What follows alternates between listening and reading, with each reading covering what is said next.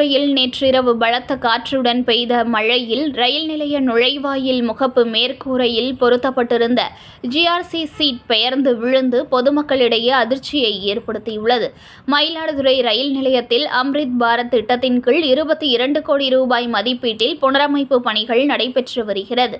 இங்கு கடந்த வெள்ளிக்கிழமை நள்ளிரவு பலத்த காற்றுடன் கூடிய கனமழை பெய்த நிலையில் ரயில் நிலைய முகப்பு மேற்கூரையில் பொருத்தப்பட்டிருந்த 4 அடி நீளம் 4 அடி அகலத்தில் தலா 35 கிலோ எடை கொண்ட 2GRC சீட் பெயர்ந்து விழுந்தது. நள்ளிரவு நேரம் என்பதாலும் மழை பெய்ததாலும் அங்கு ஆள் நடமாட்டம் இல்லாததால் நல்வாய்ப்பாக உயிர் சேதம் தவிர்க்கப்பட்டது. GRC சீட் பொருத்த பயன்படுத்தப்பட்ட ஸ்க்ரூ அளவில் மிக சிறியதாக இருந்ததே விபத்திற்கு காரணம் என கூறப்பட்ட நிலையில் மேற்கூரை முழுவதும் ஏற்கனவே பயன்படுத்திய சிறிய அளவிலான ஸ்க்ரூ அகற்றப்பட்டு பெரிய ஸ்க்ரூ மாற்றப்பட்டது. இந்த நிலையில் ரயில் நிலையத்தின் நுழைவு வாயில் முகப்பு மேல் பகுதி கான்கிரீட் இல்லாமல் இரும்பு கம்பிகள் அமைக்கப்பட்டு GRC சீட் பொருத்தப்பட்டுள்ளது.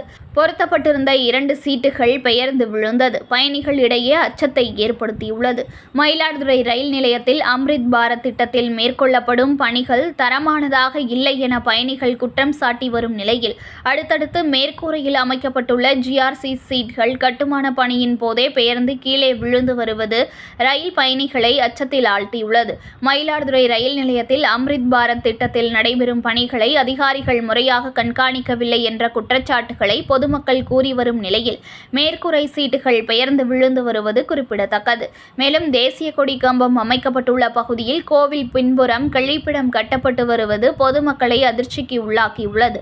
சம்பந்தப்பட்ட துறை அதிகாரிகள் நடவடிக்கை எடுக்க வேண்டும் என்று பொதுமக்கள் கோரிக்கை விடுத்துள்ளனர்.